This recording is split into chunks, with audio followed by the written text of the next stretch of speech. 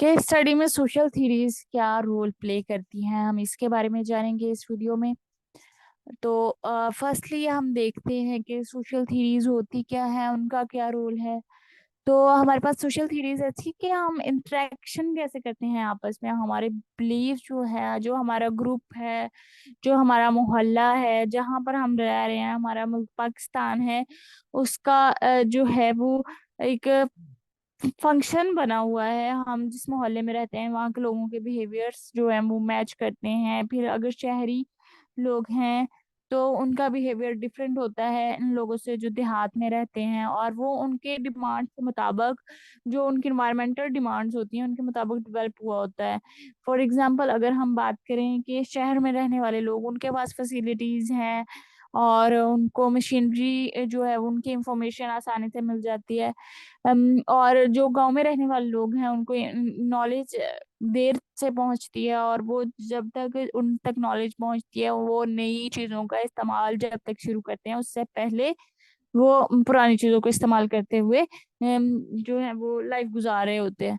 तो उनके बिहेवियर्स में डिफरेंस आ जाता है according to the environmental demand. जो बिहेवियर में चेंज आता है, जो ग्रुप में चेंज आता है, जो कल्चरल वैल्यूज में चेंज आता है, जो इंस्टीट्यूट्स में चेंज आता है, जो मार्केट प्लेस फंक्शनिंग पे चेंज आता है, उसको हम सोशल थ्योरीज के थ्रू स्टडी कर सकते हैं।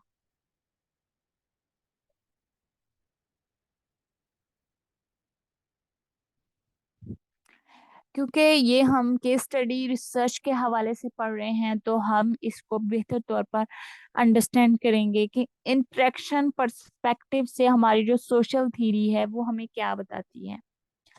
अगर हम इंटरेक्शन की बात करें तो हमने कहीं पर भी जाना है, किसी से भी मिलना है, बात करनी है, वो हमारा इंटरेक्शन है।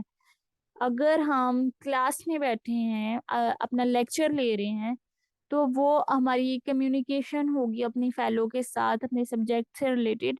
वो एक इंटरेक्शन है, बिकॉज के हमारा एक पर्पस है, हम एक सोशल गैदरिंग में बैठे हुए हैं और हम क्लास ले रहे हैं, हम एक पर्पस के तहत एक क्लास में बैठे हुए हैं। तो हमने उस पर्पस, उस पर्सपेक्टिव को देखते हुए इंटरेक्ट किया है नॉलेज गेन करने के लिए। इसी तरह अगर हम किसी से रैंडमली बात करते हैं कहीं पर जाकर, अगर हॉस्पिटल में जाएं तो फिर हम वहां पर डॉक्टर से बात करते हैं, अपना प्रॉब्लम डिस्कस करते हैं, वो रिस्पांस में हमें प्रॉब्लम का सोल्यूशन या मेडिसिन वगैरह रेकमेंड कर देते हैं। तो ये भी एक इंटरेक्शन है। तो इस तरह के बहुत से इंटरेक्शंस जो हैं वो हमारी लाइफ में होते हैं।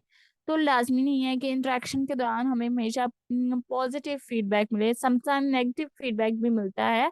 तो उससे एक इंडिविजुअल का बिहेवियर जो है वो डेवलप होता है। अगर किसी बात पर किसी ने नेगेटिव रिस्पॉन्स कर दिया है तो अगली मर्तबा वो बंदा, जो बात जिस पे पहले उसे नेगेटिव रिस्पॉन्स मिला था, बेशक उसने बात ठीक की थी लेकिन रिस्पॉन्स नेगेटिव था, तो वो अगली मर्तबा जब वो बात करेगा तो उससे एहतियात करेगा कि पता नहीं कहीं इन्हें बुरा ना लग जाए। तो इंटरेक्शन पर्सपेक्टिव जो है वो इंसान के बिहेवियर पे इम्पेक्ट करता है। और यही बात देखो कॉन्फ्लिक्ट की तरफ भी लेके जाती है कि मैं बात करूं कि नहीं करूं।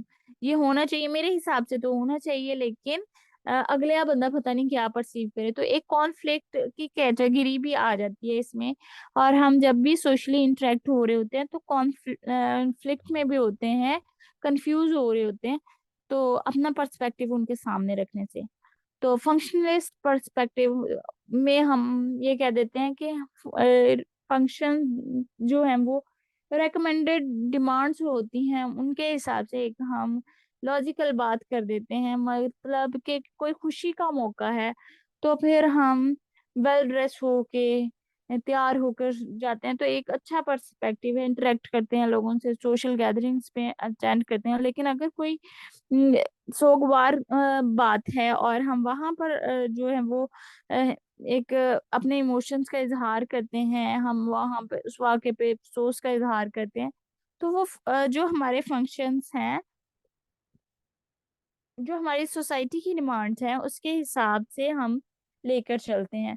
तो जो फंक्शंस हैं, जो डिमांड है, पर्सपेक्टिव्स हैं जो स्पेसिफिक एनवायरनमेंट के, अगर तो क्लाइंट वो पूरे कर रहा है तो it's okay, it's not a problem. लेकिन अगर डिमांड्स हैं लेकिन पूरे नहीं हो रहे, तो वो फंक्शनल पर्सपेक्टिव में डिस्टरबेंस है। ठीक है, वो प्रॉपरली एक्यूरेटली बिहेव नहीं कर पा रहा। तो हमने इस पर्सपेक्टिव को भी देखना होता है कि उसका सोशल इंटरेक्शन कैसा है, तो हमारी केस स्टडी जो है वो बेहतर हो सकती है।